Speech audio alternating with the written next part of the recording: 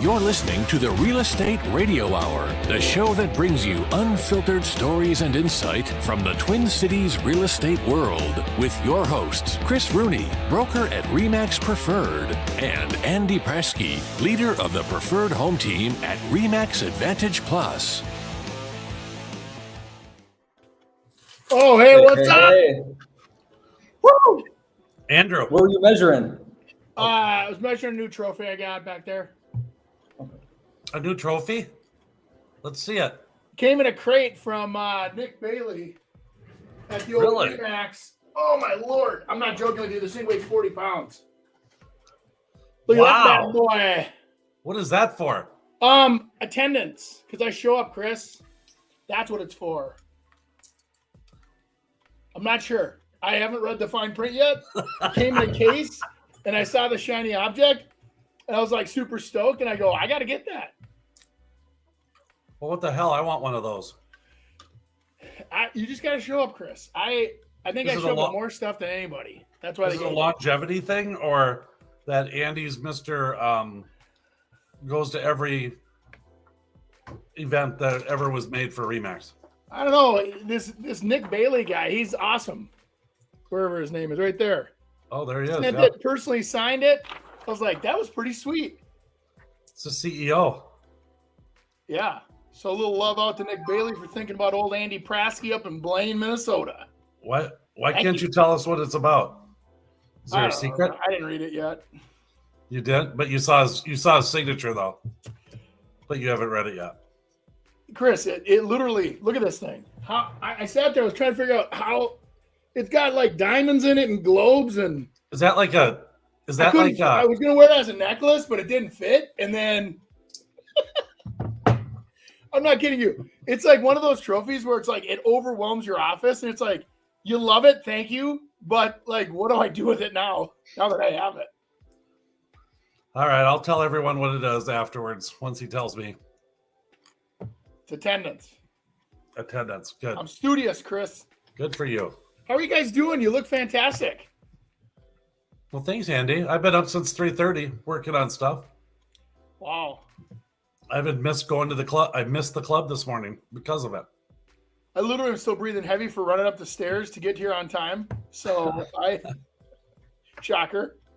Hey, Andy, I saw that. Did you see our old buddy Dave Lee? Do you follow him on social media? No, I didn't see it. What happened? You should. So he posted a bunch. He's a fantastic photographer, by the way. He's traveling and taking lots of cool pictures. And anyway, he came with Bobby Knight passing away. Oh, and so sure. he posted some pictures of him in this circle of buddies with Sid Hartman and Twins players and Vikings players. And I'm like, that guy is a baller. I mean, you know, Bobby Knight's interesting, but now Dave Lee's my new hero. I had no idea he was that well connected. Oh, yeah. Well, you know Sid Hartman. Yeah. And he were really good friends. And so Sid Hartman and Bobby Knight were really good friends. So yes, it's kind of how it goes. Sid Hartman knew everyone. I highly recommend you look him up and follow him on social media. What's he all doing now? He left WCCO probably, is it about 4 years now? Yeah, probably. Yeah. I know he's doing. I tell you what, he's got some of the cutest grandkids I've ever seen, though. I tell you, I'm a big fan of his anyway. He's always, those of us that know us, way back to the CCO days, he was one of those guys that was one of the guys that probably ran the station, owned whatever you want to say, kind of, you know, the big shot, but didn't act like it at all and would literally embrace even the little creeps like Chris and I. Yeah. When we'd come in there to do our show and do our commercials, and he was always very gracious and nice to us, and and still is, right? I mean, great guy. But I think he's just traveling and enjoying life, man. Yeah. No, he's a good guy. You look like you're getting ready to go deer hunting, Chris. I noticed the orange. Oh, I mean, the what? I'm joking with you. I'm eating my pistachio breakfast too. We can hear. Let's talk about deer hunting. Let's talk about the market, Andy. Okay. What's happening in the marketplace? I'm probably scaring people with. It look like I got my zombie mask on here. There we go. Look like I actually have some blood flowing in my face. We have All right, to. so what do you want to We talk have to about? start talking about real Pretty estate. exciting place. What's that? I think between that and the headlines, we've got about 6 hours of straight dialogue here. Yeah, I know. We could hopefully you know more about that stuff than I do. But anyways, I think market is still quite interesting. I really believe it's moving from understanding interest rates and people acknowledging and I think understanding now the fact that, hey, we might be here for a little while. They might come up and down a little, but there's nothing can be too dramatic. So Right. It is what it is. If we want to buy, it's not like let's wait till spring, let's wait till next fall. I think the feeling is it might be here for a couple years. And so I think getting over that, but I think the world views and consumer confidence is the thing that is a little weird to me right now. Yeah. I just think people are still looking, but they're having a hard time making decisions and going through. Sure. And then it's like sellers are kind of having a hard time like, hey, do I wait? Do I wait this out, or do I jump on an offer that maybe is not perfect for me? And I just think it's a real interesting thing. I mean, I was working on some negotiations. I mean, it took 4 days, and whereas, in the COVID days, the COVID market, I mean, if you weren't done in a half hour or an hour, I mean, without waiting for someone to go get more offers, and calling highest and best a couple days later, I mean, you had to react like immediately. Now these people are waiting, they're showing, and a week later they start talking about it, and okay, maybe we'll do it, and then all of a sudden, I mean, on this one, they showed it 2 weeks ago, then all of a sudden started negotiating. So I'll tell you, I agree with you. I think that there's, relating this to like something like an airplane, right? And you want to move on with your life and go to your next destination, you move on with your life. And what ends up happening is right now people are looking up in the sky and they're seeing the clouds coming and they're hearing rumbling of thunder and they're saying, hey, do I really want to take off in a storm? Because that's all the things around us that we can't control, right? And now with all the world's challenges, I think a lot of people lose that confidence, even like, well, what if it's stormy where we're going to land? I mean, we can't insure ourselves. And so a lot of people are clamming up. I think that, and those that are out there trying to get this done are being so cautious, checking everything twice, checking 3 times even, to make sure that the move that they're making is stable and that it can be done and that they're not going to put themselves in harm's way. So the one thing I can say about today's market, the historical data, when we look back, it's unbelievably stable. The people that are making their moves right now are A+ paper, big deposits, or cash. And so what we make a big part of our living when our industry grows, like from being the normal core of agents to this big, industry, is when the middle and the bottom of the buyer pool, for quality on their loans and whatever. I mean, they missed a couple payments, whatever. They get it. They understand they're not the A paper, right? And they start wandering into the marketplace. Well, I think a lot of that's really drying up on us. You're seeing the bottom of the market, even though a lot of people want to get into housing, they're just like, I'm going to wait. I don't know if I want to take on a $3,000 a month house payment. I can still rent my apartment for $1,800 a month. Let's just sit tight, let everything calm down a little bit, and then we'll make our move in the spring. And I'm seeing this weird like lack of pressure on some price points. And then others, I'm still seeing the pressure, Totally. That's exactly what it is. And there's some stuff that are still getting multiple offers, but it's not the norm anymore at all. So yeah, you have a buyer, like I tell everybody right now, if you're a seller and you have a buyer, don't kick them. I tell you, because sometimes that might be the only buyer you have for the next 6 months. And the next offer that comes in 6 months isn't going to be anywhere near what the one you have in your hand. So, that working with those buyers, walking through, I mean, sometimes you have buyers that are over the top, they'll ask for inspections and ask for the honey-do list kind of stuff. And I go, look at the bigger picture. So if that's $4,000 worth of stuff to have done on that house before you sell it, but they're going to buy that house and let you move to the lake, or buy that house and let you move closer to the grandkids, or buy that executive level home that you've been dreaming of that finally came up for sale with the 40 acres, what are they holding you back from? And a couple $1,000, if you really lay it out for people, a lot of times it's like, you know what, give it to them. And that's the wise seller right now, is working with those buyers and helping them calm themselves so that they can make that buying decision too. Andy, I don't know if you've been with the banks and stuff like that, but a lot of banks now are offering some really nice interest rates, even on checking accounts. I mean, I know of one that if you got over $500,000 deposited, you're getting 5%, Yeah. 5% on that. And it actually came into fruition when I was talking about an offer. I'm like, hey, you can take that money because it's a home that they've already purchased a different home. And so it's money that they're going to, take out and use. And let's just say that I'm just going to kind of throw a scenario out that doesn't say what we were doing for negotiations, but let's just say you got $1 million, Yeah, and you put that in the bank. In 1 year, you're going to make 50,000 on that. And let's just say that we're talking about $10,000 worth of negotiations. In 2 months, what are we talking? That's probably in about 2.5 months, you're going to get that money back. Mm-hmm. So we didn't have that before. So it's a different Right. way in which to be able to look at things and justify it. It's just like buyers are justifying it. It's like, you know what? Hey, I might be getting it for 20,000 less, but my payment's $1,000 more. Boy, break even's probably, in 18 months type thing. We did some of those equations for people where, they would use the interest rate buy downs, for an example, and spend the money on the front end to buy the rates down versus paying the current rate. Because the gamble is this, like these buyers are coming in, especially in that, $700,000, $800,000, $900,000 price range. So you're putting a big deposit down, you have a house sitting there, and you look at it and you say, okay, hey, if I buy this property right now and I have, an interest rate that is at 8.25%, do I ride it out and then hope that rates come down and I can refinance later? So you pay the higher payment now, but you get the lower price, right? So the idea is that eventually in the big world, you want to pay everything off, right? So if you start lower, you can pay it off quicker. So with the higher rate, you have higher payments temporarily until it goes down. What if it doesn't? That's a problem. But in the meantime, you've got some of these buyers that are saying, hey, let's buy low and buy the interest rate down. So the price goes up a little bit, but they save, like, over the course of it, they keep the house for like 20 years. It saves them like $600,000 in interest payments, or whatever over that course of that loan. It's significant. And so taking a real hard look at interest rate buy downs, as long as the houses will appraise, is a very interesting, now granted, let's say you're at 8.25%, you buy it down to 7, and then all of a sudden rates drop to 4.5.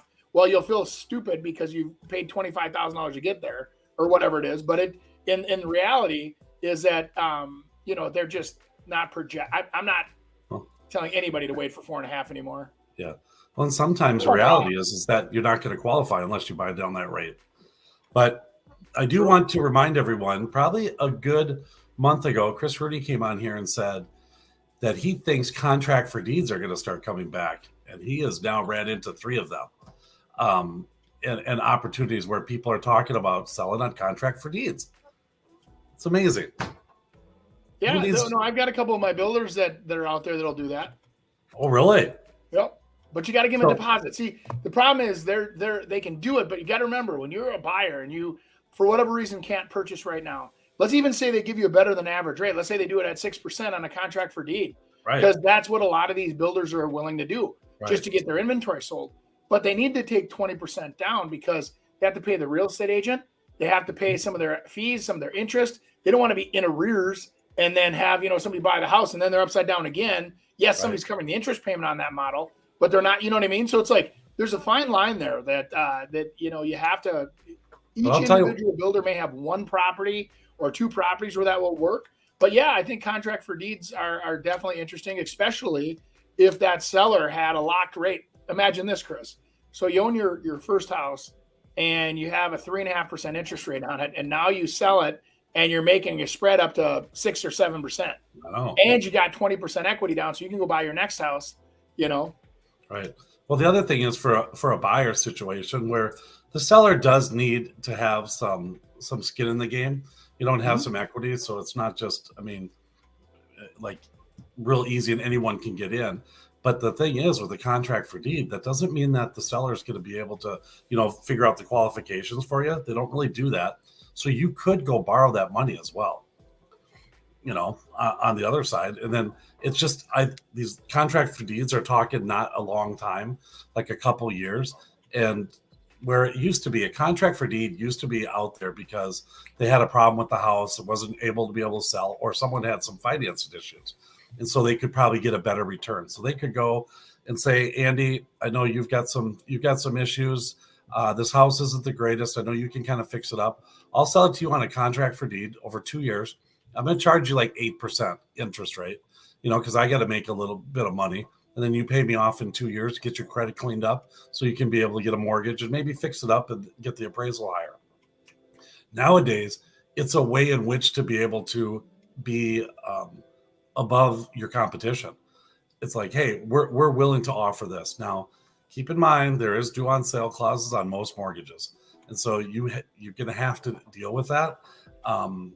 But the odds of them coming back and saying, hey, you know what, you sold this house, you got to pay off the mortgage.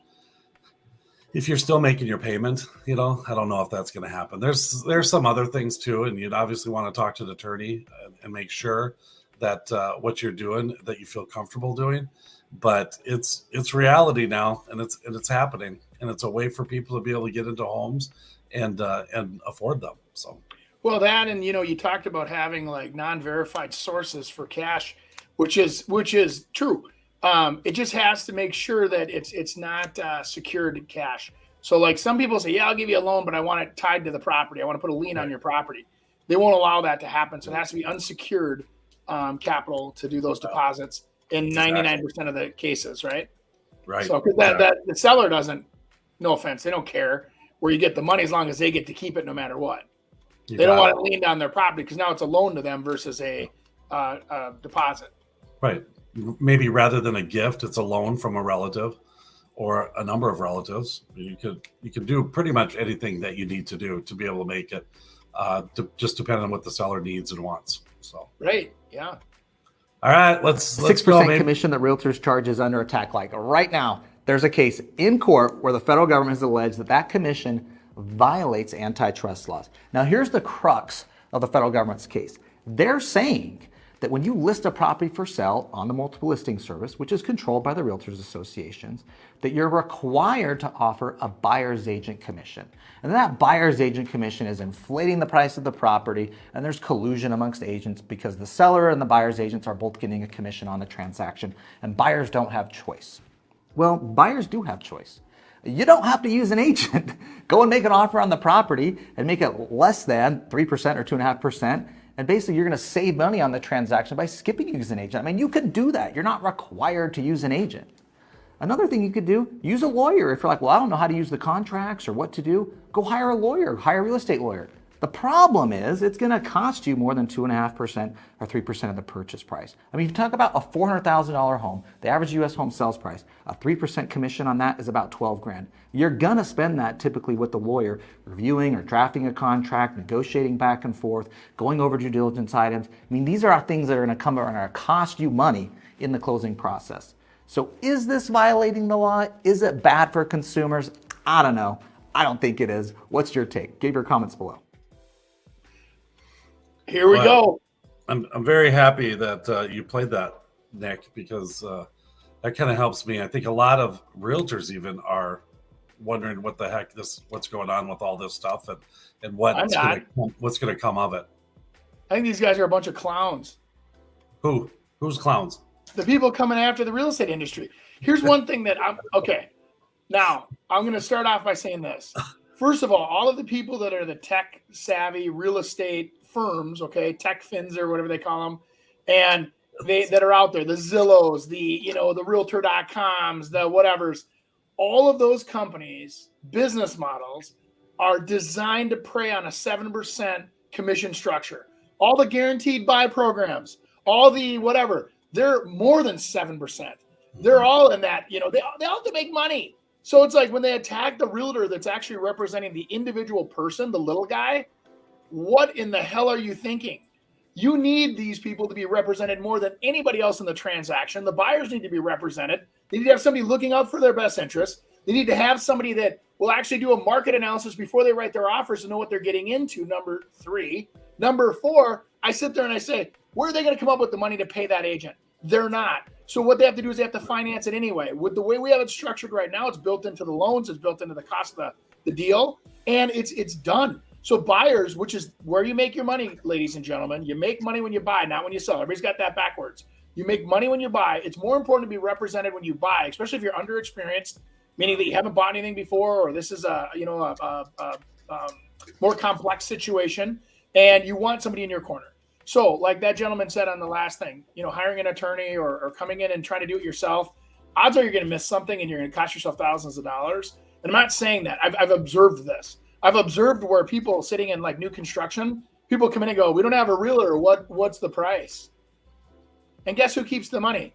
The builder, not the real estate agent. So it's like the commissions they're paid a set fee a lot of times in the models where they get the representative of the buy or the sell side. The buyer side commission subjective to if you come in with or without one. And a lot of times they won't negotiate anyway. They offer a deal. Here's the deal. If you don't have representation, the builder keeps the money. So you might as well be represented, and you might as well have somebody in your corner so that there ever is any kind of an issue, you're there. And anybody that's ever had a challenge, Chris, I know you know this. I'll slow down here. Is anybody that's ever had a challenge on a file when they bought a house and they had a fight on their hands? Absolutely 1,000%. Thanks God that they have a representative in their corner because they need it all the way through. Yeah. And it's, I'll tell you, that's actually a question you should be asking your buyer's representative is, hey, what happens if the proverbial blank hits the fan? How does your firm protect me as a client? And how do we proceed together as a team? And that's the way they should be talking about this. How do we protect the consumer? Not about how to uncover the consumer and leave them exposed to the vultures, because that's all that's going to happen. I mean, these people that go online and try to buy houses direct will get screwed on price. The people that are listing these houses are going to whole hog these things. And it's going to be absolutely the opposite of what they should be doing. All right. Do you think that what they're trying to say though is that we're being forced to pay another agent, thus increasing the fees, and it gets the supposed price gets inflated? I mean, I'll tell you, if you go look at what a house gets off the market by owner versus a realtor selling it, there's a huge difference with that. I mean, because most people will go to a for sale by owner. I mean, for sale by owners, number one, are trying to save money, save the commission. And a buyer going to buy a for sale by owner is looking to get a deal because the seller doesn't have to pay commission. And so the prices go down. But I'm just wondering if what they're trying to say, this antitrust, is that they're forced to pay a buyer's agent. I think so. So right. So let's actually take my defensive mask off for a second and try to figure this out. Yeah. Somebody went online, let's say like the Zillow or the whatever, and said, hey, I want to book a showing. Boop, boop, boop, boop. They book a showing. Some random real estate agent shows up and says, hey, I'll help you guys write this deal up. It doesn't cost you anything. The seller pays everything. Let's just write it up. And they don't realize that because it's not disclosed in a timely fashion. It's disclosed when they're signing 70 pieces of paper, so they don't comprehend it. And I think what's happening is they feel like there's really not a full disclosure. I'm ready for, how about let's stick up to car dealerships now too. Car dealerships should be disclosing how much they're making with nobody representing the consumer coming in. Why is there not, some kind of why should that not be disclosed? Why should there not be, anytime a consumer buys anything, it should be completely disclosed. Buyer's agents, most brokers, and I think most states require a compensation disclosure. So when you sign what you should do as a smart consumer, this is what we need to spend more time maybe on, is helping the consumer understand this, is that the consumer signs a buyer's rep agreement that says you're going to pay that agent 2.7%. Then that agent says, hey, by the way, when we go out and look at other houses, most of these houses that we look at will pay that 2.7% on your behalf so that you don't have to pay me. But if you go to a for sale by owner and they write the offer, you're going to owe that buyer's agent 2.7%. If you read the contracts, they all say it that way. And so when you look at the breakdown of what they're talking about here, I don't think there's any buyer's agent that has ever gone through or with their buyer, went through the contract. Like, you and I both, I do this every time, almost before I take them out looking at houses when we're having coffee at the coffee shop. And I'll say, let's go through this together so you understand what I'm being hired for, because I'm going to put a lot of my time, energy, and effort into your success. And I'm not going to do that unless I know I'm going to get paid. Because we do again, the industry is pro bono, right? So if we don't sell you anything, we don't get paid. Here's the other side of this. If this starts getting into the point of where people we're only hiring you as a selling agent, and it really doesn't matter what the house sells for, Chris, as you're signing? No, 3% you're right. I get paid. I want to get paid up front. And I think the industry should start doing that. So fine, hire me at 3%. No problem. I'll be your listing agent. I'll do everything that is in this packet right here. And God bless you and good luck to you. Because I don't have to deal with the consumer because I can't represent them. I'm not going to even talk to them. I'll let me know when they write an offer, right? There's no, variable rate commissions where I can save you money. There's no, let's get rid of all that and then just charge a flat fee. And I guarantee you a lot of people won't just go with 3% to sell their house. It'll be 5-6% still. Well, I think the other thing is commission's always been negotiable. It's always been negotiable. It just depends, what you give them. We've talked about this many times. There's some people you shouldn't give anything to. They should pay you to be able to list your house because they're not helping you at all. There's other people that it's value. I always talk about, a percent or two to the inexperienced goes away like that in negotiations. Right. It's how you prepare the house at the beginning, how you set that whole offer up before it even happens, how you cover that seller during that whole process to make sure there's no problems later on. And so I think there's just, they kind of maybe got the guarantee that, hey, we have to pay this guy and we have to do that. And it's costing them more. And the seller wasn't thinking they were getting something. They brought a case. They brought a whole bunch of people to it. They're appealing it. I know there was one of the cases, there's a few of them going around. And one of them, and Remax is one of the players, they said, hey, we settled. And did it. And it was, $55 million? $56 million. And this is $1.8 billion. Well, and this will all get appealed, by the way. Yeah. This won't stick. This is the first round. The jury awarded it. Now they're going to go to a grand or whatever. Yeah. It's going to change. But here's the thing. I'm glad they're opening up everybody's eyes because I think this is a very valid conversation that needs to be had. So I put all of this back onto internet buyers. And the companies that put the internet together that say, hey, go online and try to buy something. Well, how many times have you bought online and you have a good experience with a credible company? And then you go online and you go, this shirt's a medium. It doesn't fit me. And you have to ship it back. And then the shipping costs you $19. And I'll tell you, there is a difference in the real estate industry as well as buying online. And so when you go online to buy houses, you should really be going online to get the information, not to make buying decisions. You should be going there to gather information. I think we could be better at with the Realtors Real Estate Association. We should have done a better job. Instead of selling Realtor.com years ago, we should be saying, hey, this is the go-to source for all the facts. And that's what Realtor.com should have been. And it should be representing the real estate agents that are true professionals, trying to give the information to the consumer so they can make educated, smart decisions and be proud of ourselves for what we do versus this, hey, they clicked the button, now they're my customer, and I don't know how I get paid. It's crap. It really is. Andy, do you think this is more driven by conspiracy, more driven by some of these tech companies to try to take the realtor out of play so they're going to be better? Or do you think it really was a whole group of sellers that felt they were wronged and brought a lawsuit that ended up getting them $1.8 billion? Yeah, I think there's a lot of, both, knowing that, hey, there's a big deep pocket here. Let's go after this industry. It's been around forever. The biggest expense they had was 3 years ago when they remodeled their offices in Chicago for $93 million, and everybody hung them out to dry for that too. And it was, so the Real Estate Association, I think, has lost its focus, and I think they're going to lose all their members if they don't start cleaning up their act really fast. Facts. They need to start representing the agents that are the professionals. They glamorize everyone versus showcasing the people that are the best at the industry. You need to showcase the best of the industry, have the others that are in the industry strive to become the best in the industry, and have a system of where we're proud of who we are, we're resourceful, we help the consumer like we all vow to. And this crap about commissions, I got to be honest with you. When I meet a customer, I get excited to meet these people. Where are you looking? What are you doing? I don't even think about the money. I never have.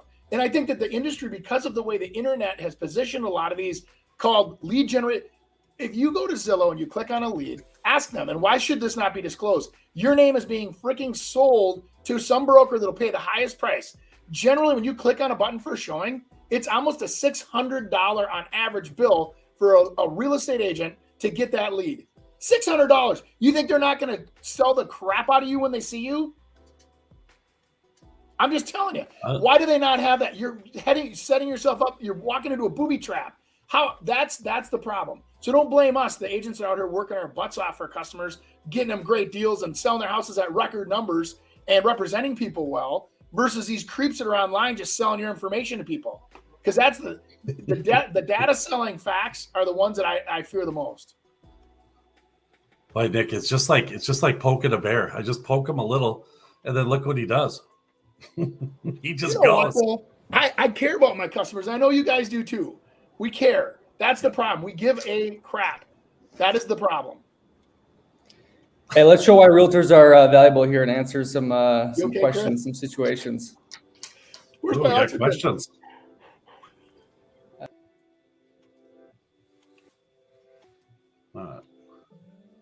So I was supposed. My eyes are blurry. I was supposed to receive roughly $30,000 for my home. Okay, but I received $315,000. Nice. I told my real estate agent, and we emailed the title company and our attorney. Will this negatively affect my taxes? No, because more than likely, if you took that $315,000 check, you gave it back. They'll catch that mistake. Rewrote you a check for $30,000. You shouldn't have a problem unless you took the $315,000, and then you might have more problems than that, called jail. So that isn't there like a wives' tale about that too, where there was the IRS sent somebody a tax return for like $15 million, and they cashed it and blew the money, and then that's awesome. Yeah, I would be like, yeah, throw me in jail. That's cool. Blowing $15 million. That's exactly. That's like the biggest bucket list check ever. You're not kidding. Yeah, go ahead and lock me up for a couple years. That was bad. Yeah, you sent it to me. So no, it shouldn't. Okay. So the in-laws, they owe about $200,000 on their house. They're often unable to pay their mortgage, some of it, and need to borrow money from us. Okay, so they're refusing to move out. We have tried for years to help them with other options, but they will not do it. The husband now wants to buy the home. Okay, so this must be the kid, and they'll just pay utilities and taxes. They have multiple medical conditions and no savings. We have the cash. I would love some advice. So they're basically going to buy the house and let them stay there, maybe on a life estate. Yeah. And just have an agreement on what you want to do, and hopefully they don't destroy it. But that might be a good thing for them to take their payment away. How about those reverse mortgages too? That's where my brain was going. I was like, so if mom and dad still have that, they want to stay. And I totally understand that. We don't know what equity. We didn't see the equity. This is the problem, especially with men. Just because we get older doesn't mean we lose our pride. We still have that pride. And we want to own our house. We want to stay there, and we want to try to make it. The problem is eventually with those bad decisions of missing partial payments shows that the payment wasn't made. And so what happens is that payment that's in arrears from way back keeps kicking, even though you caught up the next month, but you didn't catch up with this one. So that's still missing. So what happens is you think you have the illusion that you're caught up, but you're not. And so what'll happen is eventually there may be a foreclosure proceeding or whatever, and they'll just take the house. So reverse mortgage would be probably the smartest thing they could do to stay there, tap the equity. Like they said, they didn't really tell us what the house was worth. They said they owed $200 on it, but they'll take over the payments for these guys and use the equity to pay the payments so they can live there essentially at no cost. The difference is that some people will say, like this son, I'd rather own the house myself.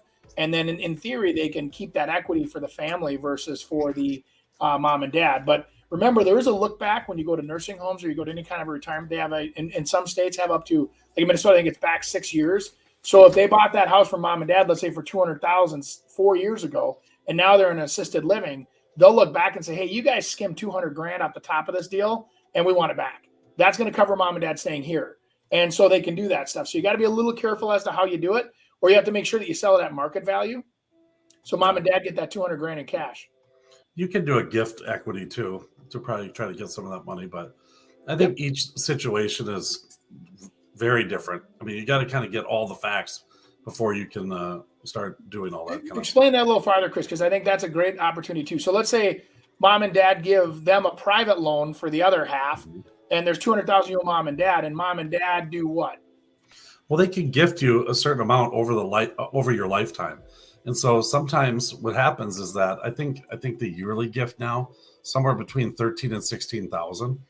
But I think my accountant told me that you could actually gift someone over a lifetime up to like $11 million, something crazy.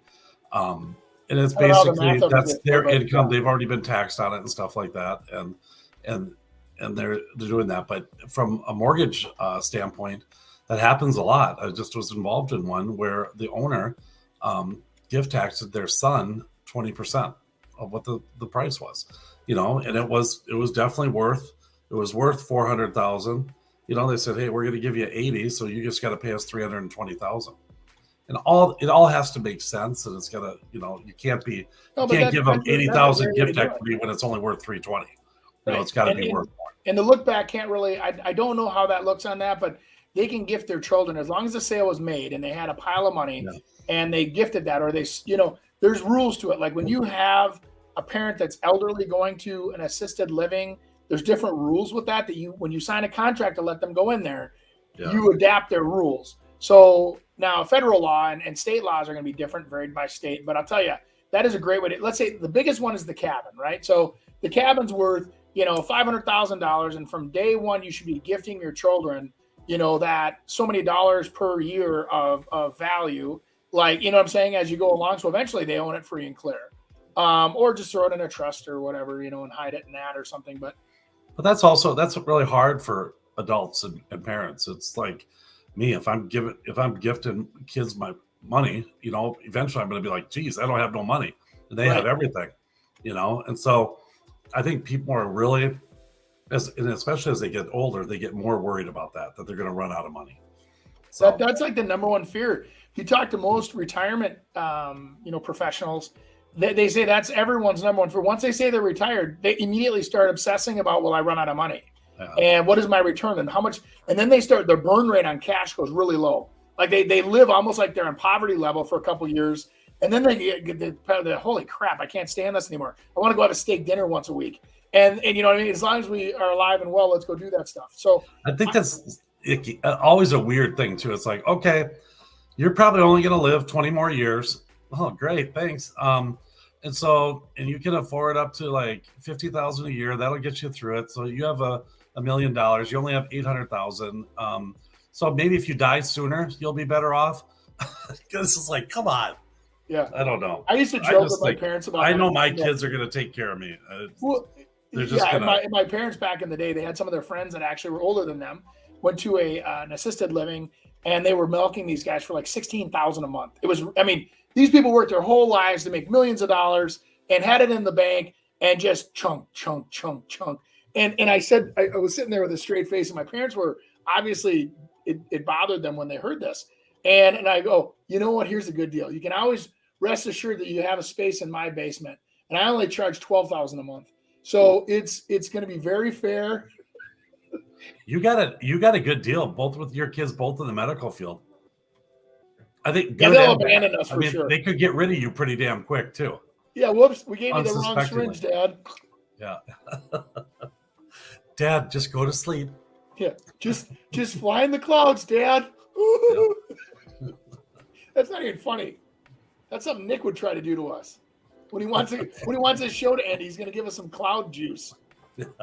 No. Hey, let's get into our lake segment, brought to you by Andy Prasky Preferred Home Team. We're going to Coon Lake. Andy, first, wow. Let's play your commercial. Well, they said I could have 30 seconds on the show for a quick ad. Andy Prasky, Remax Advantage Plus, Andy@Prasky.com if you want to email us. Here's the thing, 22 years in the business, over 1,400 sales. I'd like to help you with your real estate needs. If that's buying, if that's selling, if that's building, whatever it is, give us a call, send us an email. Let's get you started on your real estate journey. I'd like to help you on the way. Lots of experience here, and I would like to put it to work for you. Andy Prasky, Remax Advantage Plus. Thanks for listening to the show.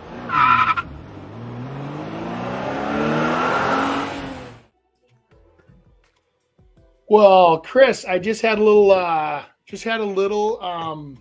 birdie tell me that it's $17,000 per parent, and each parent can gift that money per year. So it can be like up to $34,000 or whatever the math is on that. for an individual, and then they can gift it to everyone in your family. So you can tell old Pat, she can send you guys what, 34, 68 grand. You're all good per year. every year. So get to work. Yep. I think Get that's you how all green. these millennials are going to live. We just got to keep sending them money. We better Yeah. still get paid commissions, Andy, after this. I don't know. We might be in trouble. Yeah, I think so too. No. After this segment, I'm in trouble. Yeah. All right, what city are we in here, guys?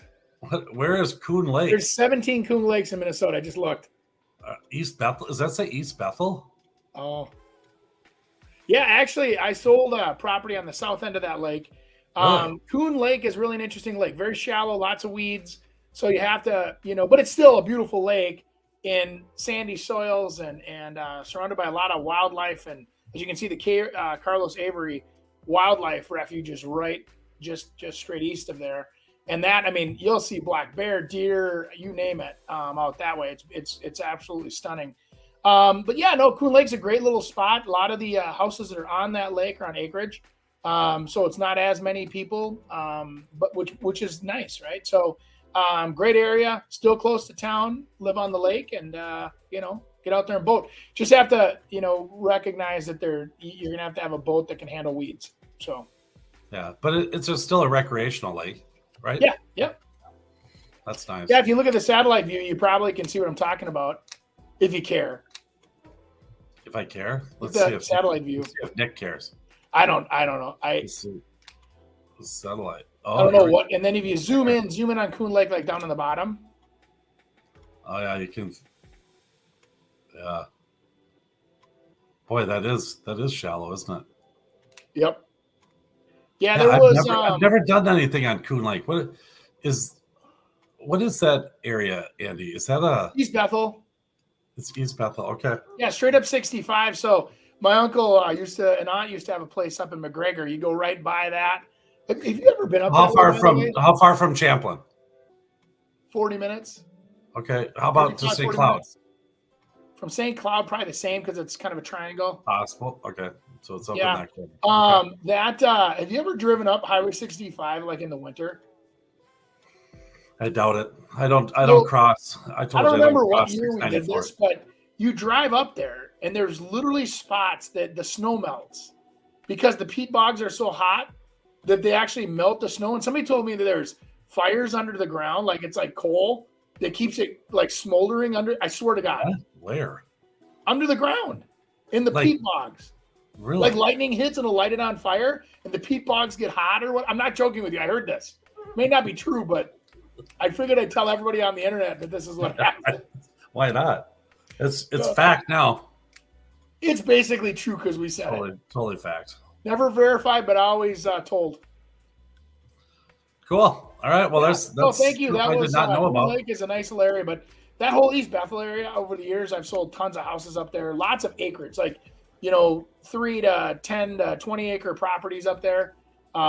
Great space if you want to get out there, horses or dirt bikes or whatever. It's great space. We just want a little more privacy. It's nice to just get a little away from town, but not too far. You're not completely out in the boondocks. How about pricing up there? It's fair. It kind of shocks me like how much house you can get for the money. Like you still can go up there and for $500,000, $500,000, get acreage and a beautiful house and barns and I used to have everybody ask me to go up there for $350,000 and it started getting challenging. Everything started slipping into the $400,000. Well, right now it's pretty easy to ask $500,000 to $700,000 for something up there, but it's there are the littler. You go just a little farther north, start getting up towards Isanti, and then it's no problem. You want to buy a beautiful property for $350,000, no problem. But now you're an hour out of the cities. Yeah, and weedy type lakes that probably people can do recreational, but it's more like fishing. You get more wildlife too, though, and that's something that people love and enjoy. And just looking at it, it's like me. I have amazing lakeshore, easy walk right out to the water, but I'd rather just look at it. Yeah, a lot of people are the same way. Unless I have a Speedo, then I like to go in the water. Hey, wait a minute. Now there's a rumor about your lake. There's a guy that has acreage on the lake that walks around naked.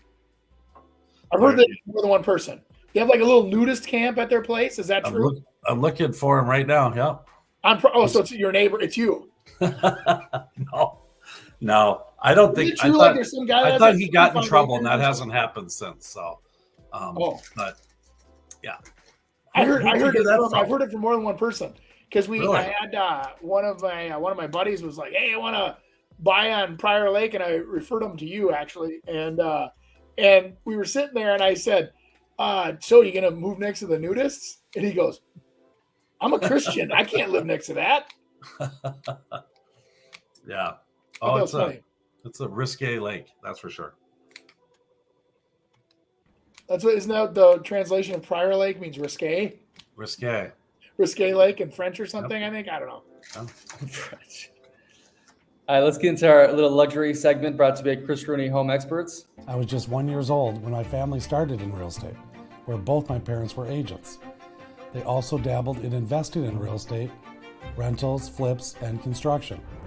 After college, I went right into getting my license in July of 1990.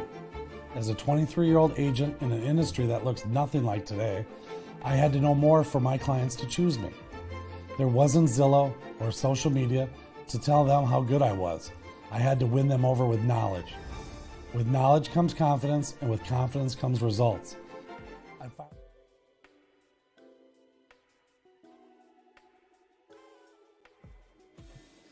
Andy, we're headed to Cannon Falls.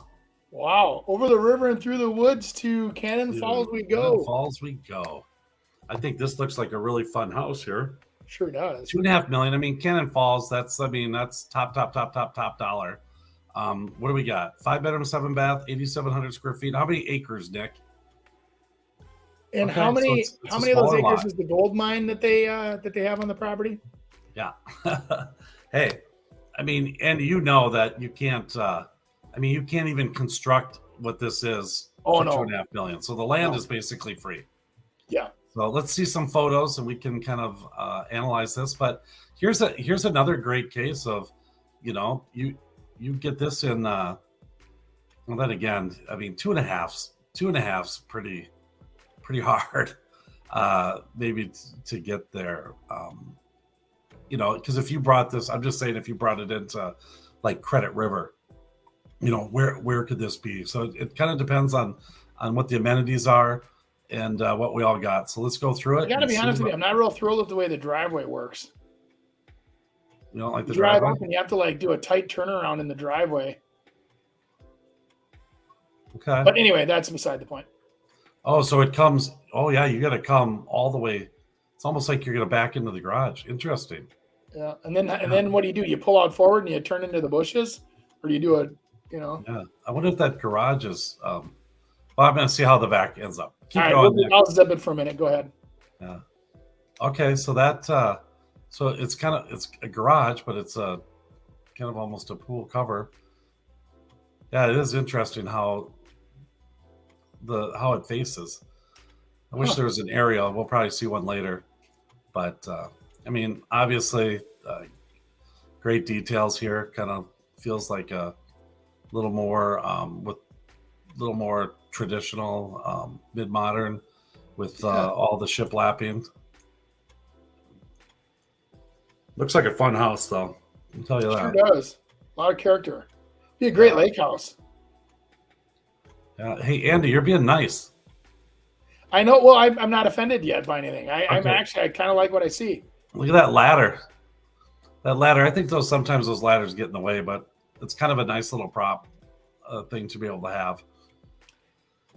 So, okay. Interesting. Stainless steel countertops. That is interesting. Oh, they went. Right there, my friends, a prep kitchen like area where you put all your appliances, your plates, all your like tools you put on the counter, for the toasters, the blenders, the whatever, and see the pass through to the kitchen. That looks pretty cool. Yeah. That I like. I don't like the green, but I like the idea. Yeah, it might be a little too out there green. Huge dining area. Okay. All All right. It's like a master bedroom, main floor That's master, cool. which is good. Pickled beams. Pickled, wow. Those are hard to find. Let's come up. I mean, this is pretty Yeah. it's pretty updated or almost timeless. I mean, 2005 built. You know where we've seen these other ones, we see them, and that's tiles is usually where we have the problem. But I think when you do this timeless look, it doesn't go away. I think this has been remodeled. I would bet it's been updated. I don't know. I mean, it's a tough thing to kind of redo all the tiles. Because in 2005, Chris, think about that. There wasn't a lot of people doing the white on white, or off white with white. I mean, that's very. Well, I think once we see some other bathrooms, I think we're going to get our answer on that if they did that. Man, the shiplap salesman did a heck of a job on that house. Yeah. That's It's a everywhere. cool porch off the pool. Upper loft kind of to the main part of the bedrooms. Might be a little too much furniture in there, Andy, but look at all the old hardwood floors. It just gives that old time feel. There's another bathroom, Andy, that doesn't look like it's. I would doubt they would redo the kids' bathrooms if they were selling this place. See that? Yeah. I'm thinking these guys were kind of ahead of their time, or just kind of really going with the timeless look. Unless they got it, maybe it sold before and someone came in and redid it. But shiplap. Yeah, they're using vertical and horizontal type stuff with the beams. Yeah. Shiplap. Oh, a fireplace upstairs and a little kitchen. Little kitchenette. You like that shiplap, don't you? Let me explain this. I want my whole house done with shiplap. That's cool pool. Nice. Yeah, it's more of a lap pool.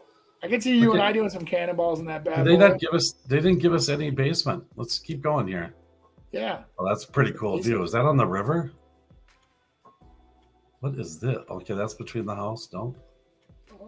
Beautiful views. Cool fire pit. Let's shoot forward here. Yeah, so you're coming past all that to, like, guests are coming past that to get inside. More nature setting. Yeah. That looks like water down there, doesn't it? Or a freeway. It's the Cannon River. Is it really? I don't know. This is kind of cool, too. Yeah, there you go. Now we're seeing the money. Yeah, there's the river. Look at it all fenced in there, too.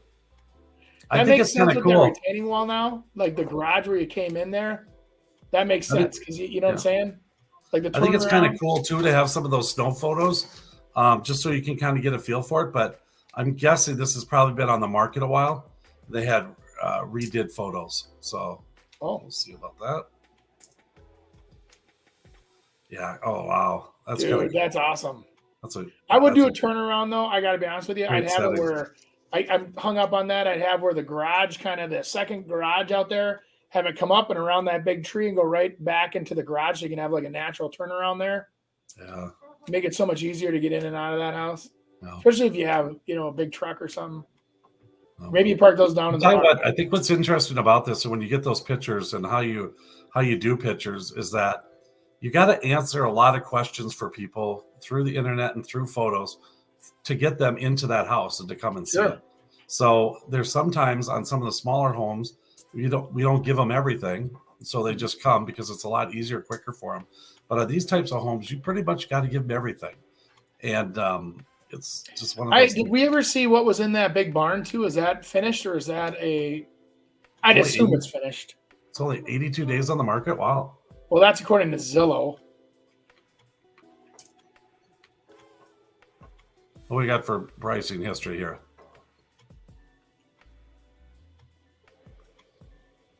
Of 22, that's a heck of a lot more than 82 days. Yeah. So what did it start at, Nick? I can't see. It's been for sale for years. Oh, 3.25. Okay. Right. So this is making sense. So now it's, I think, what is that, 2.5 now? Yep. So the lot sold for $259. Sold. Look at that. But it's a beautiful house. But I mean, you're gonna I mean, if you're working out of the home, it might be a great place to kind of go and retire. I mean, Cannon Falls isn't too crazy out there. It's kind of Nick, set is there any between the pictures of city that and garage? Rochester. What's that? The pole barn? It was kind of I just think an extra garage. Yeah, we went through them all. Yeah. It wasn't any like finished interior. You can have a lot of fun with a big barn like that right next to your pool. Make that like your party room. Yeah, I really didn't feel like I saw the basement, but Maybe there isn't one. Maybe there isn't one. I don't know.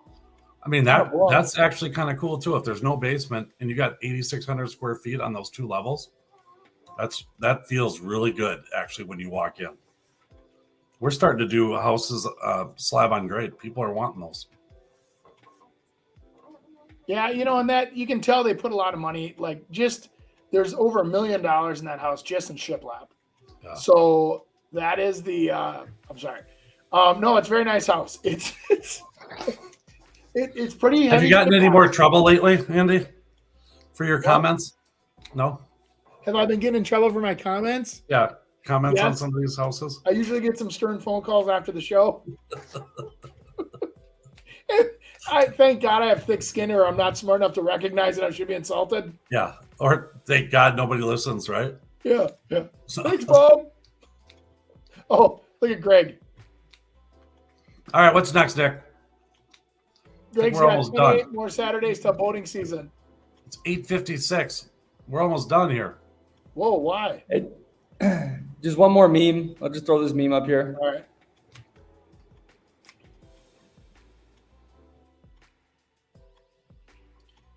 Can't quite see it there. Look at that. Interest rate 2.96, and now it's 7.7. That house costs almost twice the amount of money now. Yeah, because interest is over double. Yeah, it's interesting. I mean, but I think those are clickbait type things. I mean, the odds of people staying in their home, not refinancing and paying that mortgage for 30 years is just pretty rare. So I think that is not entirely correct. It is if you stay there, but it just doesn't. That doesn't happen. So let's end this with what the hell that trophy is, because I want to know what it is. And I'm not going to find out. You're gonna have to ask Nick Bailey. I haven't read. I'm not a detail person on that stuff, Chris. I think I have a call with Nick. I think Nick's calling me anyways. Hey. Sometimes he just signs letters to people, and sometimes he calls people. It came in a crate with a box inside of it. I'm not joking with you. Well, should have. Yeah. And it's huge. Yeah, you ship glass balls across the country. You never know what's going to happen to them. Totally. Gotta protect them. Does it plug in that little light bulb in the middle? Yeah, it does. It changes colors for holidays. If you you take it and you put it down here, there's a color wheel you put in there, and it changes colors for the holidays. Nice. Yeah. Good Lord, I'm gonna break my desk with that thing. Nick, why would he show us a trophy and not tell us what it is? I don't know. It's like a 10-year thing or something. I'm not sure. Oh, okay, now he knows. I know what it is. That's 10 like years, 10 customers, no complaints. It's the circle of excellence or something. Which I still think it's for attendance. I he's haven't done a looked certain at it amount. He's earned a certain amount of commissions and a certain amount of time. Those together equal that trophy. Oh, well, that's interesting. Mm-hmm. That's cool. Congrats, Andy. It's saying Andy's been successful. That's what it's saying. It says your ego has been stroked. I tell you, I don't know. I should put lights on it though, because it is a big attention getter, and it's like you walk in and you're like, "What? Huh?" You should say, "If I list your house, you can have this one day." It's like the Stanley Cup. You bring it around, and you drink out of it, and it'd be. Awesome. You assume I don't bring it to my listings now when I go to list a listing presentation? I set it on the counter. I go, I don't know what it means, but it must be good. You should invite him to your office. Have that sign blinking. Yeah. I mean, well, I got this guy going right now. You know. I know. I was going to order one for the Real Estate Radio Hour, but I want cooperation from you guys because you should pay for it. All right. We'll get one over it. We'll get rid of the AP and do maybe I could bring something to the table here. Yeah, you should do it too. Just a nothing thing. Let's get Rooney Home Experts. Yeah, I got to put something on these walls. Well, I ordered this one. The company's called AF Cultures. Their I don't website. stay in a house long enough to decorate it. That's the problem. Yeah. You can move these signs, I do have this, though. I'll show you this. What is that? 2 TVs. What? 2 TVs. Oh, Well, the you got touching? one you use as a screen. Like I could do a screen on there, and then the other one you got to watch TV. Whoa. Yeah, it's one of the things I thought was kind of fun. Cool. That's my trophy. That's a very nice trophy, Chris. Thank I you. wish I had one of those. Yep. I'll trade you. Yeah, I know. No, mine says Andy Prasky on it. Does yours say Chris Rooney on it? No, Should. mine's Gotta mark your stuff, transferable. Chris, in case people steal. I know, it's sad. You Awesome. check see if your name's Hi, guys. back. Here we go. Nick's taking over. Oh, sorry. Let's click that link. Subscribe to our YouTube, like us on the Facebook, write us a review on the iTunes or Spotify. Of course, send any questions you have. And if you want to buy or sell, you know who to come to. We'll see you guys next week. Thanks, guys. All right, guys. Thanks for joining us this week on the Real Estate Radio Hour. Don't forget to visit our website, realestateradiohour.com, where you can subscribe to the show on iTunes, Spotify, Stitcher, or your preferred podcast listening app. If you enjoyed today's episode, we'd appreciate a rating on iTunes or sharing us with a friend. Until next time, stay awesome, Twin Cities.